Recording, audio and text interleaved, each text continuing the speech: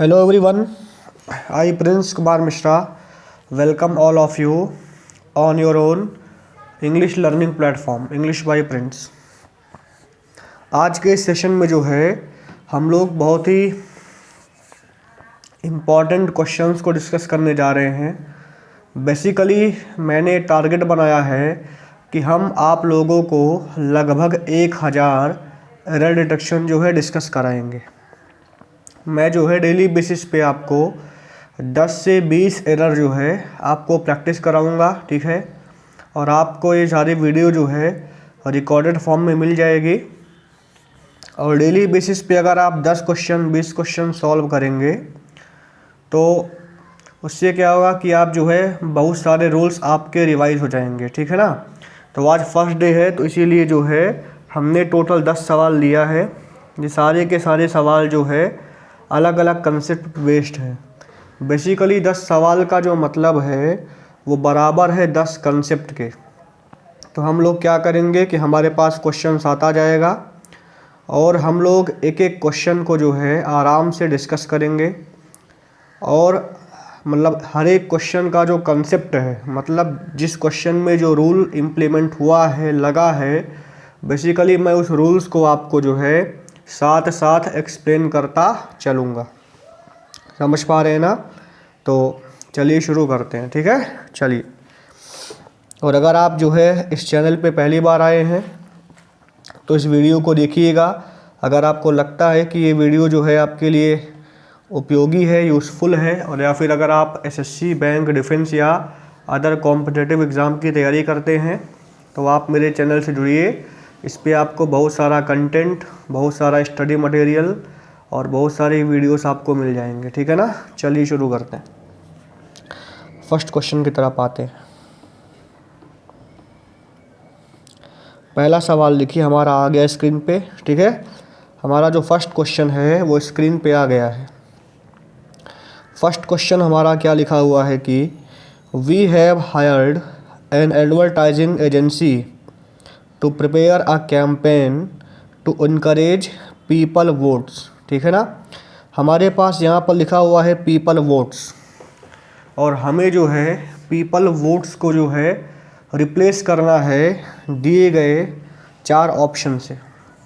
तो बेसिकली इस प्रकार का जो क्वेश्चन होता है, इसके पैटर्न को हम लोग जो है सेंटेंस इम्प्रूवमेंट के नाम से जानते हैं। बेसिकली आपके सामने एक सेंटेंस आएगा और उस सेंटेंस को आपको नीचे दिए गए ऑप्शन से रिप्लेस करना है। 4 में से आपको एक ऑप्शन पिक करना है जो इस अंडरलाइंड मतलब जो वर्ड है उससे आपको रिप्लेस करना है। और अगर आपको लगता है कि सेंटेंस पूरी तरीके से करेक्ट है तो सेंटेंस में आपको मार्क करना होगा नो एरर, ठीक है ना। चलिए देखिए, पहली बात बोला गया है कि we have hired an advertising agency to prepare a campaign to encourage people votes. Basically sentence को पढ़ के लग रहा है कि हम लोगों ने क्या किया है, हायर किया है एक एडवर्टाइजिंग एजेंसी, है कि नहीं है, एक कैंपेन को प्रिपेयर करने के लिए जिससे वो कैंपेन लोगों को इनकरेज करे वोट करने के लिए। लोगों को बेसिकली क्या करे, इनकरेज करे। किस लिए करे भाई, वोट करने के लिए करे, है कि नहीं है। तो बेसिकली यहाँ पर पीपल को कुछ एक्शन करने के लिए जो है वो जो कैंपेन है वो इनकरेज करेगा। तो आपको पता होगा एक शब्द होता है टू प्लस वर्ब का पहला फॉर्म। एक शब्द होता है टू प्लस वर्ब का पहला फॉर्म जिसको हम लोग जो है टू इन्फिनेटिव के नाम से जानते हैं। क्या बोलते हैं इसको भाई, इसको हम लोग जो है टू इन्फिनेटिव के नाम से जानते हैं। और एक आपका शब्द होता है वर्ब का पहला फॉर्म प्लस में आईएनजी, अगर नाउन का काम करता है तो इसको हम लोग जो है जिरेंड के नाम से जानते हैं। समझ पाए ना। तो बेसिकली आप इन्फिनेटिव का इस्तेमाल करते हैं जब सब्जेक्ट कोई एक्शन को परफॉर्म करता है, मतलब जब जो है सब्जेक्ट का मूड होता है किसी एक्शन को परफॉर्म करने का, तो वहाँ पर हम लोग क्या लगाते हैं, लगाते हैं इन्फिनेटिव लगाते हैं। समझ पा रहे हो ना। जैसे मैं आपको एग्जांपल से समझाता हूँ। जैसे मैं बोलता हूँ कि जैसे मैं बोलता हूँ कि आई लाइक स्विमिंग, मैंने बोला है कि आई लाइक स्विमिंग, तो यहाँ पर जो आपका स्विमिंग है वो आपका जिरेंड है, क्योंकि यहाँ पर स्विमिंग आपका एक इंडिपेंडेंट एक्शन है। मतलब स्विमिंग जो है सब्जेक्ट के ऊपर क्या डिपेंड कर रहा है? बिल्कुल नहीं डिपेंड कर रहा है कि नहीं है? स्विमिंग आपका एक इंडिपेंडेंट एक्शन है। तो अगर मैं बोलता हूँ कि आई लाइक टू स्विम, दूसरा अगर मैंने एग्जांपल लिया कि आई लाइक टू स्विम, इसका मतलब मुझे तैरना है। कब तैरना है? बोलो, अभी तैरना है। तो मतलब अगर आप वर्ब के बाद लगाते हो इन्फिनेटिव, तो आप उसी समय जो है उस एक्शन को परफॉर्म करने वाले होते हो। समझ पाए ना? तो यहाँ पर पीपल वोट करेंगे, मतलब एक्शन होगा, तो यहाँ पर हम क्या लगाएंगे? बोलो, इन्फिनेटिव लगाएंगे। बेसिकली जिरेंड आपका लगेगा जब एक्शन परफॉर्म ना हो, है कि नहीं है? मतलब जिरेंड आपका एक इंडिपेंडेंट एक्शन होता है, इसीलिए यहाँ पर हमारा ऑप्शन बनेगा पीपल टू वोट। क्या बन जाएगा? People to vote. मतलब यहाँ पर जो है पीपल को वोट करने के लिए जो है वो जो एजेंसी है वो इनकरेज करेगा। तो इसका जो आपका ऑप्शन बनेगा ऑप्शन नंबर 2, यहाँ पर ऑप्शन नंबर 3। और बेसिकली यहाँ पर जो कंसेप्ट लगा हुआ है वो कंसेप्ट लगा हुआ है किसका? बोलो, टू इन्फिनेटिव का। समझ पाए ना? तो पहला क्वेश्चन आपको क्लियर हो चुका होगा। ठीक है, चलते हैं भाई अगले क्वेश्चन की तरफ। नेक्स्ट क्वेश्चन में देखो, नेक्स्ट क्वेश्चन आपके स्क्रीन के सामने आ गया है। नेक्स्ट क्वेश्चन में बोला है कि he was junior dash me in the college and we have been friends since then. समझ पाए ना? चल, तो बेसिकली यहाँ पर हमें जो है 4 ऑप्शन दिया है। पहला ऑप्शन लिखा हुआ है देन, दूसरा ऑप्शन लिखा हुआ है फ्रॉम, तीसरा ऑप्शन लिखा हुआ है आपका टू, और चौथा ऑप्शन जो है लिखा हुआ है आपका विथ। समझ पाए ना? ये 4 ऑप्शन आपके सामने है। तो बेसिकली हमने आप लोगों को पढ़ाया है लैटिन एडजेक्टिव्स के बारे में, है कि नहीं है? जो आपका जूनियर हो गया, सीनियर हो गया, सुपीरियर हो गया, इन्फीरियर हो गया, ये सारे के सारे आपके बोलो क्या हैं? Latin adjectives. समझ पाए ना? इनके साथ आपको एक काम करना होता है कि इनके साथ हमेशा हम क्या लगाते हैं? बोलो, टू लगाते हैं।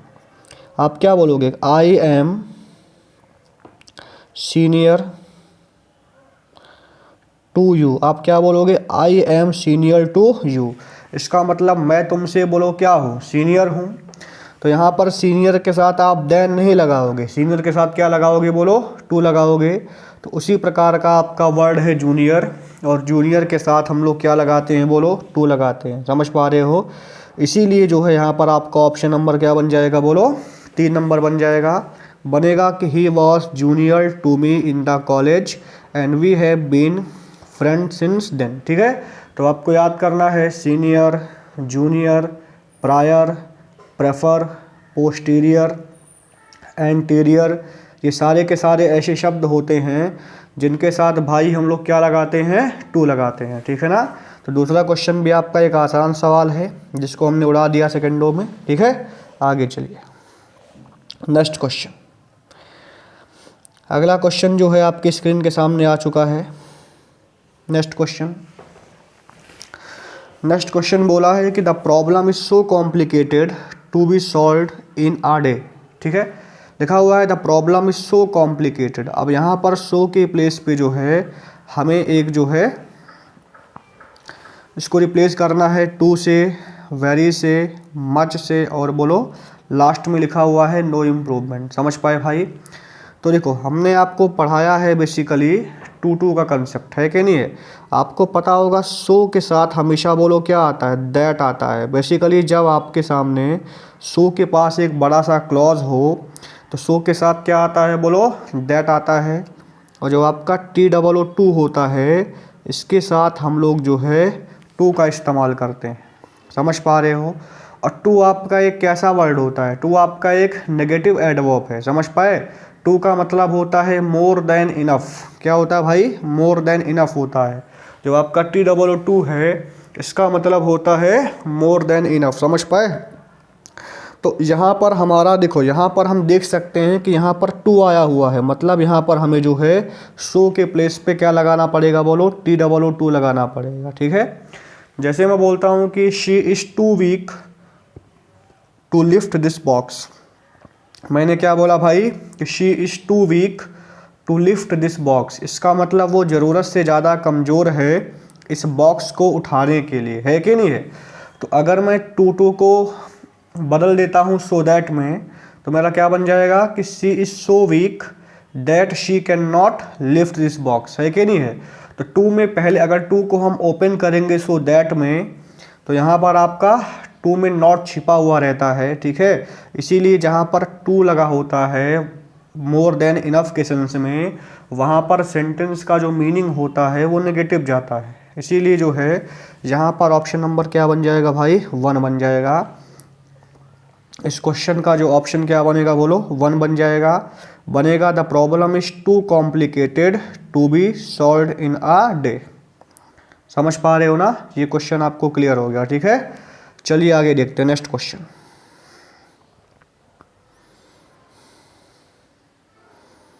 नेक्स्ट अगर हम बात करें नेक्स्ट क्वेश्चन के बारे में, तो नेक्स्ट क्वेश्चन क्या लिखा हुआ है, बोला है कि just in a hour's time he could complete the work to my satisfaction. क्या बोला है, just to an hour's time he could complete the work to my satisfaction. समझ पाए भाई। अब आप दिमाग लगाओ, यहाँ पर जो बोला है ना कि just in a hour's time, तुमको ये बात पहले से ही पता है भाई।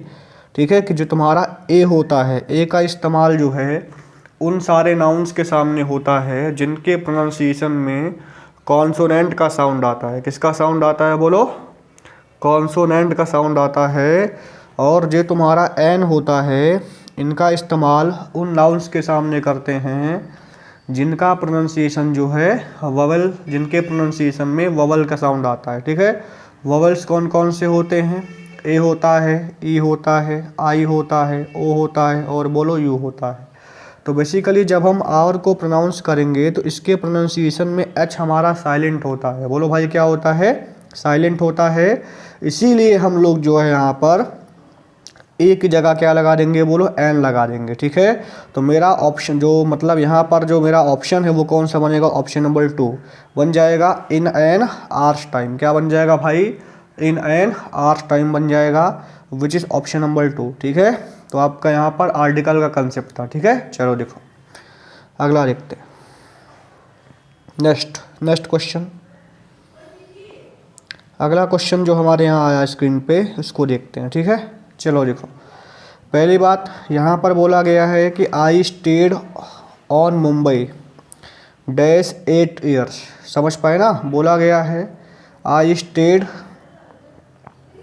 बेसिकली यहाँ पर थोड़ा टाइपिंग मिस्टेक है, आपको ऑन के प्लेस पे इन करना पड़ेगा। ठीक है ना, तो बनेगा कि I stayed in Mumbai dash 8 years. ठीक है, अब यहाँ पर आपको पता है कि ब्लैंक के प्लेस पे आपको लगाना पड़ेगा फॉर, सिंस, थ्रू या फिर जो है अराउंड, है कि नहीं है। तो आपको 4 ऑप्शन में से बेसिकली एक ऑप्शन को पिक करना पड़ेगा। ठीक है, तो यहाँ पर जो आपका देखिए, पहली बात मुझे इतना पता है, यहाँ पर बात किया गया है 8 ईयर्स के बारे में। ठीक है, यहाँ पर बेसिकली बात किया किसके बारे में बोलो, 8 ईयर्स के बारे में बात किया है। और मैं आपको पहले ही बता चुका हूँ कि जो आपका सिंस होता है, इसका इस्तेमाल हम लोग किस लिए करते हैं भाई, आपको ध्यान देना है कि तुम्हारा सिंस होता है, इसका इस्तेमाल हम लोग करते हैं पॉइंट ऑफ टाइम के लिए। किसके लिए करते हैं भाई, पॉइंट ऑफ टाइम के लिए।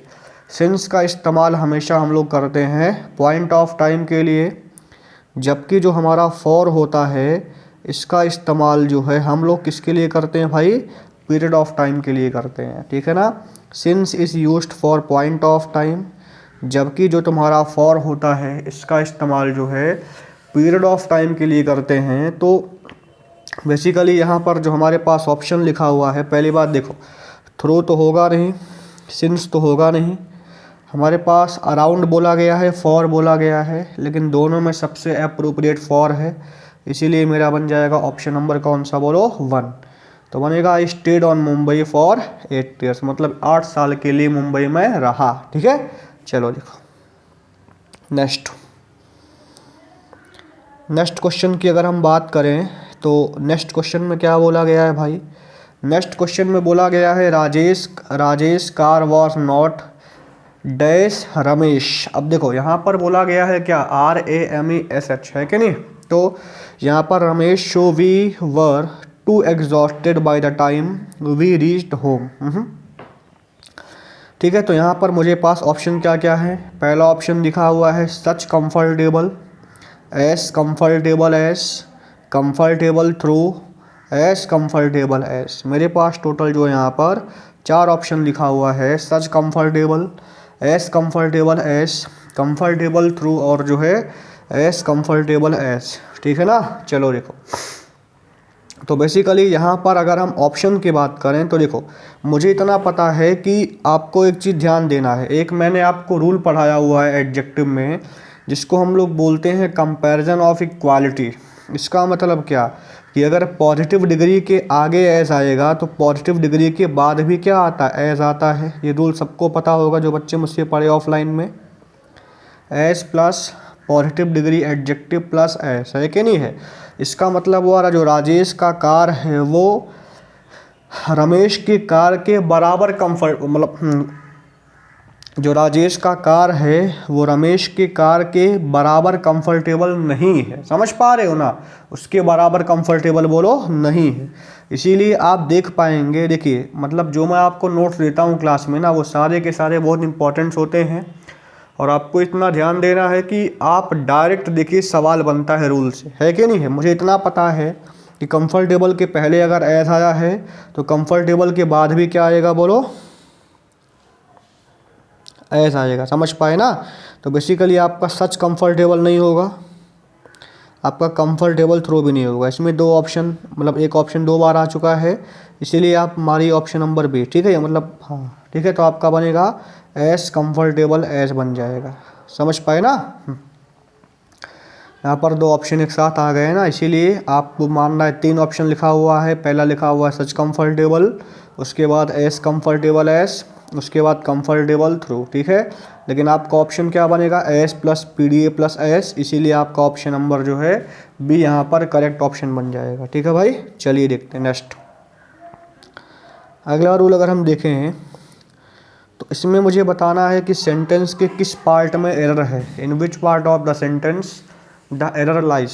ठीक है, चलो देखो इसमें बोला गया है कि we informed customers that there will be no interrupting, there will be no interrupting in our bank services tomorrow. समझ पाए ना। अब देखो मुझे बताना है कि सेंटेंस के किस पार्ट में एरर है, पार्ट नंबर ए है, बी है, सी है और आपका डी है। कुछ नहीं करना भाई, देखो इसमें आप कंसेप्ट क्या लगाओगे कि जहाँ पर कोई भी सेंटेंस स्टार्ट होता है देयर से, किससे स्टार्ट होता है भाई, देयर से, देयर के बाद अगर वर्ब आता है और वर्ब के बाद क्या आता है बोलो, डायरेक्ट सब्जेक्ट आता है। और बेसिकली सब्जेक्ट कौन बनता है, नाउन या प्रोनाउन ही बनता है कि नहीं है। तो आपको पता है ये जो पैटर्न है इसको आप याद कर लीजिएगा, देयर के बाद सब वर्ब आएगा, वर्ब के बाद क्या आता है, सब्जेक्ट आता है। जनरली हम लोग इस्तेमाल करते हैं there plus subject plus verb, लेकिन यहाँ पर क्या बनेगा भाई, there plus verb plus subject. अब यहाँ पर ये वर्ब है, अगर वर्ब के बाद वाला सब्जेक्ट होगा सिंगुलर तो ये वर्ब आपका आएगा सिंगुलर, अगर वर्ब के बाद वाला सब्जेक्ट होगा प्लूरल तो ये आने वाला वर्ब बोलो क्या होगा, प्लूरल होगा। मतलब वर्ब के बाद जो सब्जेक्ट आता है उसी के अकॉर्डिंग आपका ये वर्ब आएगा। समझ पा रहे हो। तो मुझे इतना पता है कि देखो स्ट्रक्चर क्या आ गया, देयर आ गया, उसके बाद क्या आ गया, विल आ गया, वर्ब। अब यहाँ पर इंटरप्टिंग आ गया जो कि आपका गलत हो गया है कि नहीं, हमें चाहिए नाउन, तो इंटरप्टिंग के प्लेस पे आपका बन जाएगा इंटरप्शन। क्या बन जाएगा भाई, इंटरप्शन बन जाएगा। तो आपका करेक्ट क्या बनेगा कि we informed customers that there will be no interruption in our bank services tomorrow. ठीक है, तो इसमें आपका जो करेक्ट ऑप्शन बनेगा वो बन जाएगा ऑप्शन नंबर बी। समझ पाए। तो जो आपका ये क्वेश्चन है इसका जो ऑप्शन बनेगा वो आपका बन जाएगा ऑप्शन नंबर बी बन जाएगा। ठीक है ना, चलो इस कंसेप्ट को आपको ध्यान देना है कि देयर के बाद अगर वर्ब आता है तो वर्ब के तुरंत बाद जो है आप लोग इस्तेमाल करोगे किसका, बोलो, सब्जेक्ट का। वर्ब के बाद जो है हमें इस्तेमाल किसका करना पड़ेगा भाई, तो वर्ब के बाद जो है हमें इस्तेमाल करना पड़ेगा सब्जेक्ट का। ठीक है, चलो ये वाला आपका क्लियर हो गया। ठीक है, अगला देखते हैं क्वेश्चन।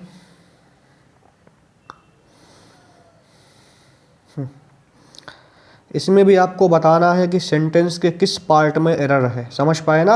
हाँ, in this sentence also you have to tell कि in which part of the sentence the error lies. ठीक है, चलो आपके सामने क्वेश्चन लिखा हुआ है कि as the plane was ready to take off the passengers and the crew fastened themselves seat belts, है कि नहीं है। तो एक बार फिर से पढ़ता हूँ मैं। बोला गया है कि as the plane was ready to take off the passengers and the crew fastened themselves seat belt. गलत हो गया भाई। देखो, पहली बात आपको एक चीज़ पता होगा, मैंने आपको पढ़ाया था पॉसेसिव एडजेक्टिव। पॉसेसिव एडजेक्टिव के तुरंत बाद क्या आता है, बोलो, नाउन आता है। याद करो, जब हमने आपको पढ़ाया था प्रोनाउन वाला क्लास, वहाँ पर हमने क्या डिस्कस किया था कि जहाँ पर भी तुम जो है पॉसेसिव एडजेक्टिव का इस्तेमाल करोगे, पॉसेसिव एडजेक्टिव के तुरंत बाद जो है हम लोग इस्तेमाल किसका करते हैं भाई, नाउन का इस्तेमाल करते हैं। समझ पा रहे हो ना। इसीलिए आपको इस चीज़ का ध्यान देना है कि यहाँ पर अगर आप देखोगे, यहाँ पर बात किया गया किसका, यहाँ पर जो है बात किया गया है आपके सीट बेल्ट का, है कि नहीं है। सीट बेल्ट का बात किया गया है।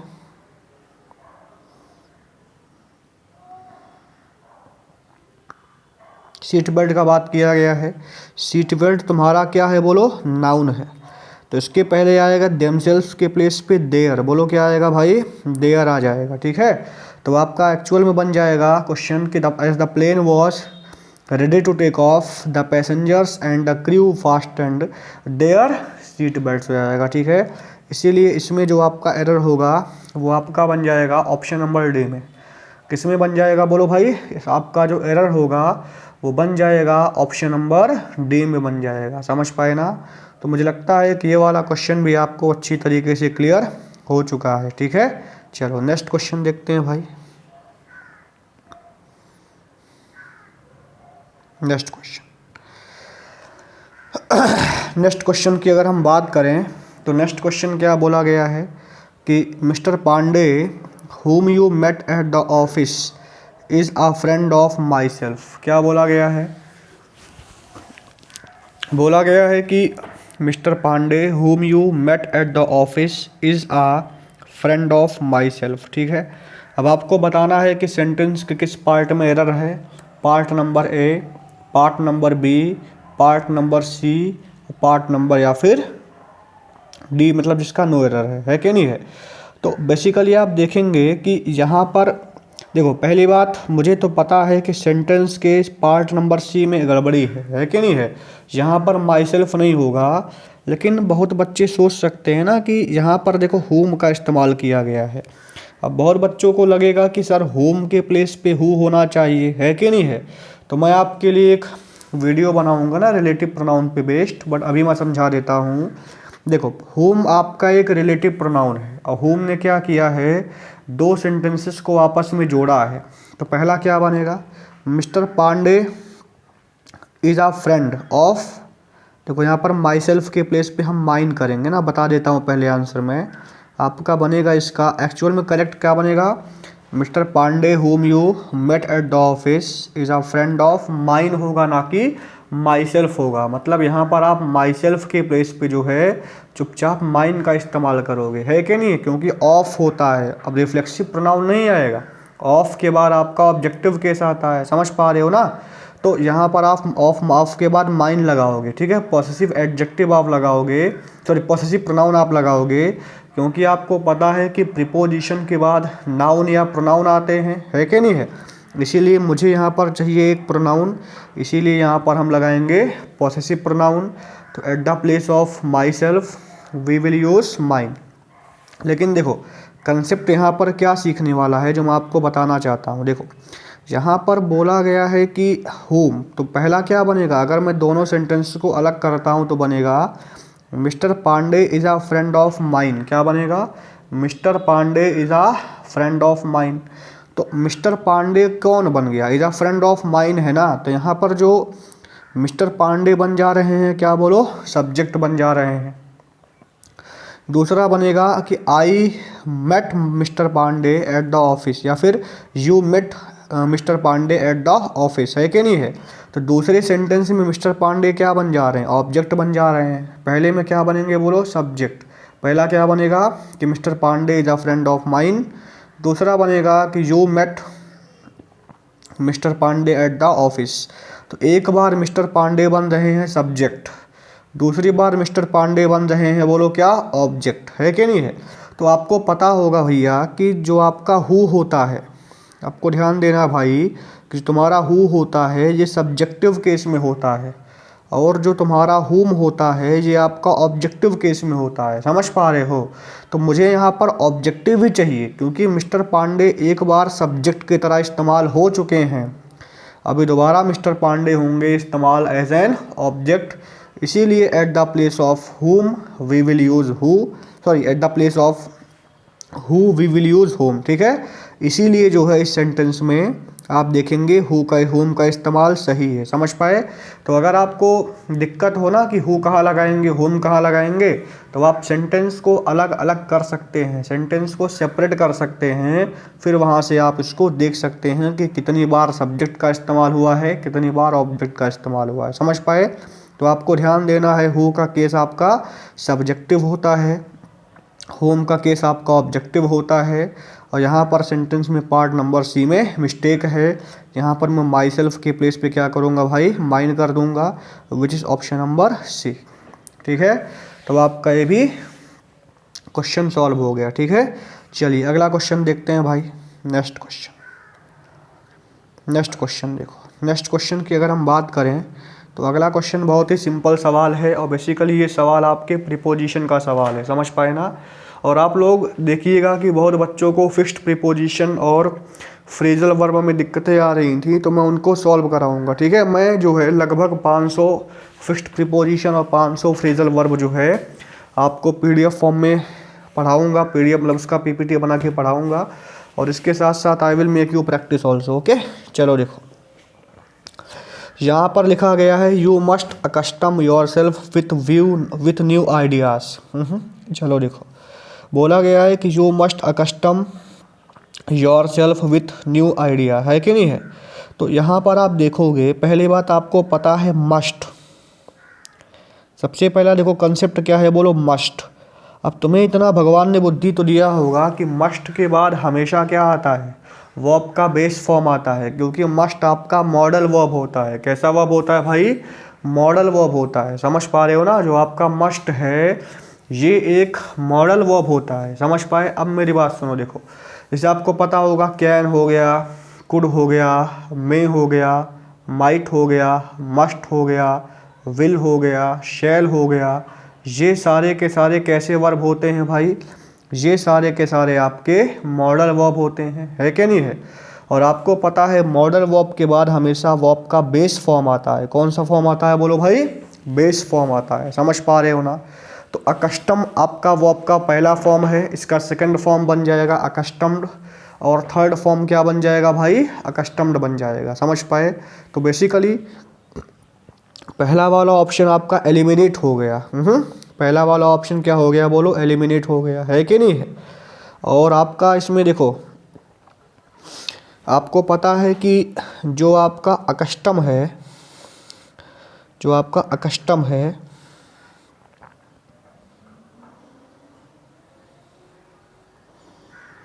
जो आपका कस्टम है, इसके साथ प्रीपोजिशन टू का इस्तेमाल करते हैं। समझ पा रहे हो।